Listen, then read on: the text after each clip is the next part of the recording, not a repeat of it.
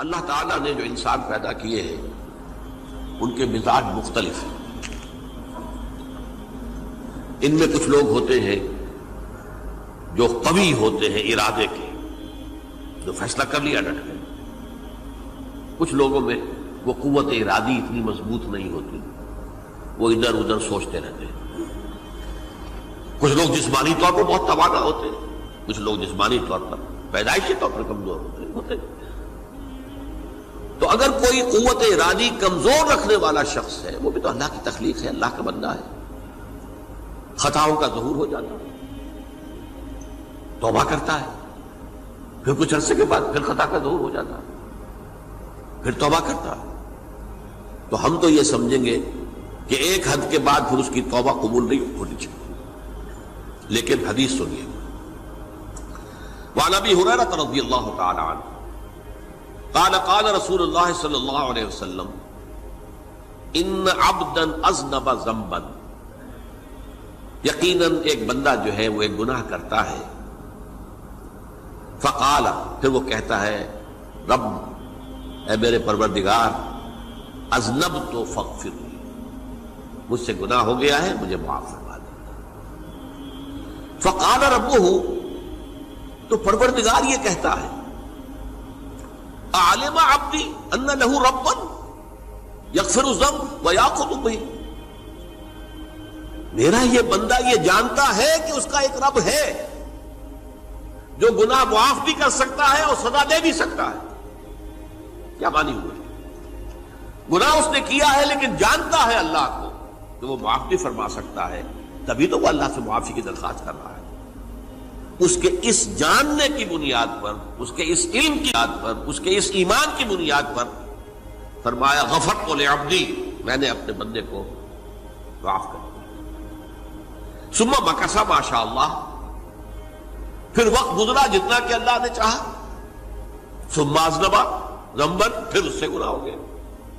فقال رب اذنبت ذنبا فاغفر، پھر کہتا ہے پروردگار مجھ سے گناہ ہو گیا، پھر مجھے معاف فرما دے. فقال ربہ، اللہ فرماتا ہے عالم عبدی ان لہ ربا یغفر الذنب ویأخذ بہ، میرا بندہ ہے نا جو جانتا ہے کہ اس کا ایک رب ہے، ایمان باللہ اس کے اندر ہے، تبھی تو پکار رہا ہے.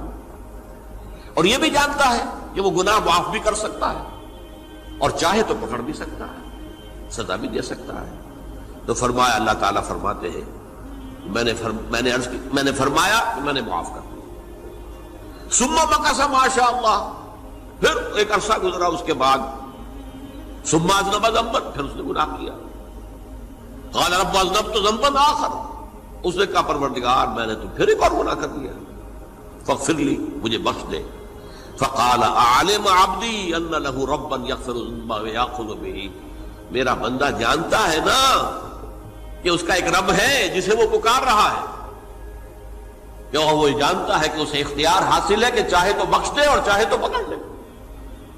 اس کے اس علم، اس ایمان کی بنیاد پر میں نے اسے معاف کر دیا. ایک اور حدیث، میں نے چونکہ اس گفتگو کے لیے ان احادیث کا تفحص کیا ہے، یہ تو بہت ہیں حدیثیں، میں نے ان میں سے کچھ چنی ہیں. ہمارے بعض واعظ ناصح وہ بھی کسی شخص کو روکتے رہے، برائیوں سے روکتے رہے، نہیں رکتا تو کہیں غصے میں آ کے اللہ تجھے کبھی معاف نہیں کرے گا. یہ کتنا بڑا جرم ہے، اس کا اندازہ کیجئے اس حدیث سے. تم میرے بندے کو میری رحمت سے مایوس کر رہے ہیں، کتنا بڑا جرم ہے، اس کا اندازہ کیجئے. یہ مسلم شریف کی روایت ہے عن جندب، حضرت جندب رضی اللہ تعالی عنہ سے، ان رسول اللہ صلی اللہ علیہ وسلم حدث، کہ اللہ کے رسول صلی اللہ علیہ وسلم نے ایک واقعہ بیان کیا. ان رجلا قال، کہ ایک شخص نے یہ کہا واللہ لا یغفر اللہ لفلان، کہ خدا کی قسم اللہ تعالیٰ فلاں شخص کو کبھی معاف نہیں کرے گا. وَأَنَّ اللَّهَ تَعَالَى قَالَ، اس پر اللہ تعالیٰ نے یہ فرمایا منزل نزیت اللہ علیہ، یہ کون ہے جو میرے اوپر حکومت کرنے والا آ گیا، جو میری طرف سے حکم لگا رہا کہ میں کبھی معاف نہیں کروں گا؟ منزل نزی، کون ہے وہ شخص؟ الذی اللہ علیہ انی لا اغفر لفلان، کہ میں فلاں شخص کو کبھی معاف نہیں کروں گا، قد غفرت لفلان، اس کو تو میں نے معاف کر دیا، واحبطت عملہ، اس شخص کے تمام اعمال میں نے ضائع کر دیے کہ تم نے میرے بندے کو مایوس کیا۔ یہ ہے جرم کی انکار۔ تو توبہ کی دعوت دیتے رہو، توبہ کے لیے لوگوں کو آمادہ کرتے رہو، توبہ جو ہے اس کے لیے ترغیب دیتے رہو، اللہ تعالیٰ معاف فرمانے والا۔ اب آخری حدیث سنا رہا ہوں، یہ تو بہت ہی عجیب حدیث ہے اور متفق علیہ، یہ بخاری اور مسلم دونوں میں۔ حضرت ابو سعید الخدری رضی اللہ تعالی عنہ جو ہے وہ اس کے راوی ہیں۔ حضور نے فرمایا کانا فی من کانا قبلکم رجل قتل 99 نفسا، تم سے پہلے جو امت تھی بنی اسرائیل، گویا کہ ان کا ذکر ہے، اس میں ایک آدمی ایسا تھا جس نے 99 قتل کیے تھے۔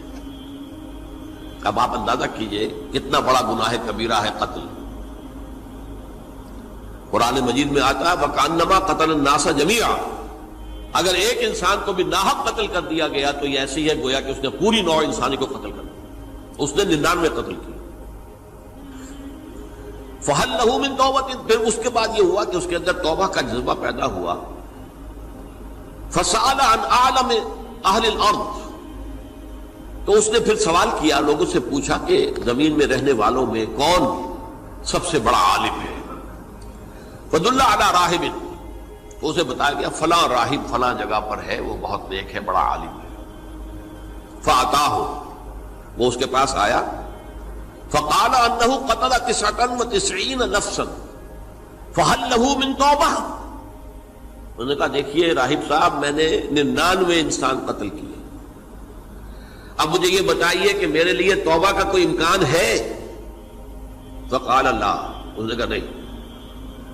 فَقَتَلَهُ، اس نے اس کو بھی قتل کر دیا۔ فَكَمَّلَ بِهِ 100، اپنی سینچری مکمل کر لی، مطلب 99 کے بعد ایک کی کسر تھی، اس کو بھی قتل کیا، 100 پورے کر لیا۔ ثُمَّ سَأَلَ عَنْ أَعْلَمِ أَهْلِ الْأَرْضِ، پھر اس نے پوچھا کوئی اور، کوئی بڑے عالم انسان ہو۔ فَدُلَّ عَلَى رَجُلٍ عَالِمٍ، پھر اس کی رہنمائی کی گئی ایک بڑے عالم شخص کی طرف۔ فَقَالَ إِنَّهُ قَتَلَ 100 نَفْسٍ، تو اس نے وہاں جا کر کہا کہ میں 100 انسان ہلاک کر چکا ہوں، قتل کر چکا ہوں۔ فَهَلْ لَهُ مِن تَوْبَةٍ، میرے لیے توبہ کا کوئی امکان ہے؟ فَقَالَ نَعَمْ، کہا کیوں نہیں، 100 قتل کیے تب بھی کیا ہے، توبہ کا راستہ دروازہ کھلا ہوا، مَا لَمْ يُغَرْغِرْ، جب تک کہ وہ گھنگرو نہیں بج رہا اس وقت تک تمہارے توبہ کا دروازہ کھلا ہوا ہے۔ فرمایا نعم، وَمَن يَحُولُ بَيْنَهُ وَبَيْنَ التَّوْبَةِ، تمہاری توبہ کے درمیان اور تمہارے درمیان کون حائل ہو سکتا ہے؟ توبہ کا دروازہ کھلا ہے۔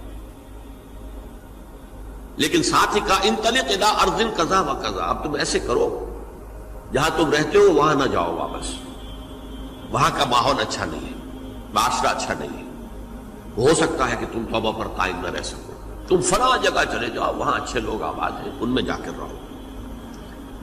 فإن بها أناسا يعبدون اللہ تعالی، وہاں ایسے لوگ آباد ہیں جو اللہ کی بندگی کرتے ہیں۔ فاعبد اللہ معہم، تو تم ان کے ساتھ مل کر اللہ کی بندگی اور پرستش کرو۔ ولا ترجع الی ارضک، اپنی زمین کی طرف اپنے وطن میں واپس نہ جاؤ۔ فإنها ارض سوء، وہ بری جگہ ہے۔ فانطلقا، تو وہ چل پڑا، ہجرت کر رہا ہے، اس جگہ جا رہا ہے جہاں کا راہب نے بتایا تھا۔ حتی اذا نصف الطریق، جب آدھا راستہ اس نے پورا کر لیا، اتاہ الموت، موت آ گئی۔ فاختصمت فیہ ملائکۃ الرحمت و ملائکۃ العذاب، اب وہ جہنم کے فرشتے بھی آ گئے اس کی جان قبض کرنے کو، اور جنت کے بھی آ گئے۔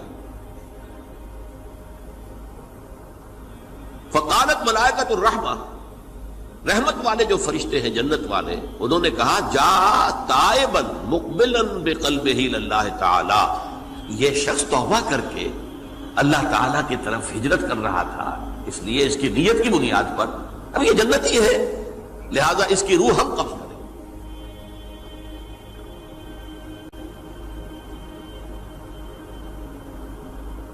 وقالت الملائکۃ العذاب، اور وہ جو عذاب والے فرشتے ہیں وہ کہیں گے انہ لم یعمل خیرا قط، تو نے توبہ کے بعد کوئی نیک عمل تو کیا ہی نہیں، تو کس بنیاد پر اس کو تم جنت میں لے جاؤ گے؟ اس کو تو دوزخ میں جانا چاہیے۔ فاتاہ ملک فی صورت الآدمی، تو ان کے پاس اللہ نے ایک اور فرشتے کو بھیج دیا آدمی انسانی شکل کے اندر، فجعلوہ بینہم، تو ان فرشتوں نے کہا بھائی ہمارا فیصلہ کرا دو، اس کی روح ہم لینا چاہتے ہیں یا ہم لینا چاہتے ہیں، انہیں حکم بنا لیا۔ فقال قیسوا ما بین الارضین فإلی ایتہما کان اقرب، کہ تم فاصلہ ناپ لو جہاں سے وہ چلا ہے اور جہاں جا رہا تھا اور یہاں اس کی موت ہو رہی ہے، تو کون سا فاصلہ زیادہ ہے؟ جب ناپا گیا، بلکہ ایک حدیث میں آتا ہے کہ اس پر اللہ نے زمین کو جو ہے حکم دے دیا، ایک طرف والی زمین تو سکڑ جا، دوسری والی جو ہے تو پھیل جا، تاکہ وہ جو جدھر جو جا رہا تھا وہ زیادہ قریب ہو جائے بنسبت اس کے کہ جہاں سے وہ چلا تھا۔ تو اس فیصلے پر پھر جو فرشتے تھے جو کہ رحمت کے فرشتے تھے وہ اس بندے کو لے گئے جنت کے اندر۔ یہ ہے توبہ کی عظمت اور اس کی تاثیر۔